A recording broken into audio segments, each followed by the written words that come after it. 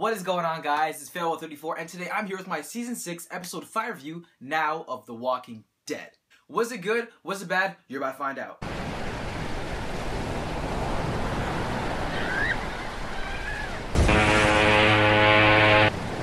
Alright, so this episode opened off straight off the bat with a pretty hectic scene, pretty much, with Deanna kind of just looking up, walking up this ladder, and she kind of touches this plaque of this dude with the name of R. Monroe. For people in The Walking Dead who read the comic books, you know that this is a significant character with the whole Alexandria story arc in the initial half of that story. I'm not going to get too in-depth with all that for now. I'll probably make a side video, but let's keep going forward. This episode pretty much after that opens with Rick just running past all these zombies, like pushing them down and whatnot, and that is pretty much how this episode starts off. Unfortunately, the rest of the episode does not follow this kind of high-paced action. This episode is more low-toned, you know, kind of just dealing with what happened in the past episodes, not knowing if some of these characters are still alive, like Maggie dealing with if Glenn is still alive. We also see things going on within the community with Deanna. She has gone crazy, sort of. The episode was alright to me. I think it might have been one of the lowest parts of this season thus far. I mean, we didn't get to see a lot of the main cast together. I mean, we pretty much saw a lot of the side characters along with Rick for little pieces here and there. But overall, this episode was probably on the lower end of the scale. Not to say this episode didn't have its good parts. I mean, we got to figure out some really big things in the show. Maggie is pregnant. She has a kid. It's Glenn's kid, of course. She ain't cheating. She ain't like Lori. We also see, you know, Rick getting it on. I mean, him and Jesse finally get what he wanted. He wanted her, and now he kind of made the move. We're not too sure if he kind of went into that, you know, open garage in midnight with the intention of kissing her, but it happened. But he was not the only person to get some action in the zombie apocalypse. We also see that, you know, Denise, the doctor who's going through a bunch of problems trying to, you know, heal this dude who has a messed up infected leg, and she is not qualified, while her and Tara, you know, have a little kiss going on. I mean, it felt weird and kind of forced, to be honest, in that whole scenario, in that scene. But hey, it's a zombie apocalypse. People get lonely. We also just pretty much see the mind state of the Alexandrians in this episode. We get to see, you know, how these people are reacting to all these freaking zombies outside of their walls that they're not used to that kind of thing, right? They're kind of enclosed in this safe place, and now they're really coming to the realization that they're in a pretty messed up world, and Rick and these characters have been telling them about it, but they never listened to it until they actually saw it up close. Rick pretty much gives them a speech telling them about, you know, we're gonna make this place safe, we're gonna hold it down, and all this other stuff, talking about the real world, how they're not ready for it.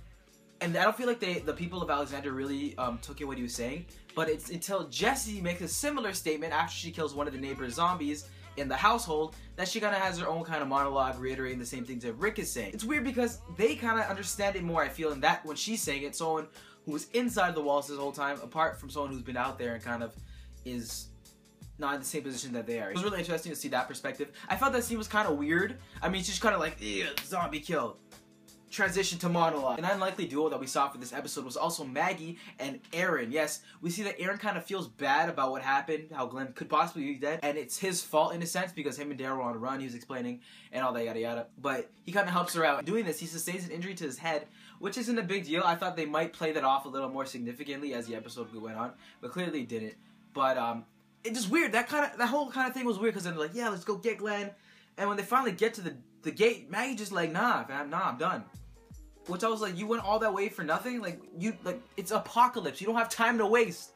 What are you doing? Ultimately, they go back, and she's kind of like, I'm pregnant. He's not dead. Let's get some detergent to clean this shit. Yeah, I mean, cool. Guys, Glenn's not dead. I'm telling you, he's not dead. He's gonna come back and be like, oh, my wife likes me. She even went out into the sewers to get me and almost died. Oh, and I'm a dad. Woo! Deanna was tripping out. I don't know what was going on in this episode with her, but she was going crazy. A great scene also in this episode, which I found very effective and, you know, just great towards the whole entire episode, was Deanna and Spencer. Spencer pretty much told the people who were trying to take the rations of the community, like, a very heartfelt speech where he's just kind of telling them that, you know, we have to make the best of what we can with this and not be selfish and etc. And he does all that, what you think is just to be smart, but in a later scene, not very too far after, he goes and takes all this food for himself and gets drunk. Why? Like, that's not cool. I get what he was saying when he said, you know, if one person's gonna have to do all this, why not be me? I get kind of selfish. Yo, Spencer tears up his mom. Oh my god, like he pretty much, like, maybe it was alcohol speaking, but he basically made Deanna feel like shit. Like, he just made her feel terrible. And I think that's what contributed to her going a little cuckoo. He does make sense with what he's saying. He's not speaking like some gibberish. He actually is making legitimate arguments about, you know, all this is happening somewhat because of what she's doing. And of course, her tripping continues, and it also leads to her walking down the middle of the street at night and getting attacked by a zombie. And she goes like Super Saiyan 3 on this zombie. She just starts like, just starts stabbing a thing, and then she comes out looking like she just did 4 lines of cocaine. Rick and her just kind of have a real moment out of nowhere from that one crazy scene. It's like Rick's just trying to take advantage. He's like, okay, she's fucked up. Let me talk to her. That's how I kind of felt with the scene. That was a pivotal moment in the episode because she kind of tells Rick, like, you have to take care of these people. I clearly can't. That's pretty much everything in this episode. The important parts, the little less important parts.